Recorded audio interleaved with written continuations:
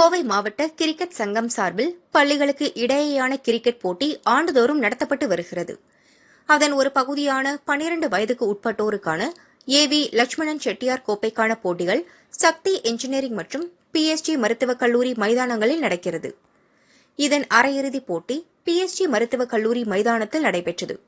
அதில் கல்லாறு சச்சிதானந்த ஜோதி நிகேதன் மற்றும் CS academy பள்ளி அணிகள் மோதின. முதலில் பேட்டிங் செய்த சச்சிதானந்த ஜோதி நிகேதன் பள்ளி அணி 20 ஓவர்களில் 5 விக்கெட் இழப்புக்கு 59 ரன்கள் சேர்த்தது. அடுத்து விளையாடிய சிஎஸ் அகாடமி அணி 13.4 ஓவர்களில் விக்கெட் இழப்பின்றி 60 ரன்கள் எடுத்து இறுதிப் போட்டிக்கு தகுதி பெற்றது.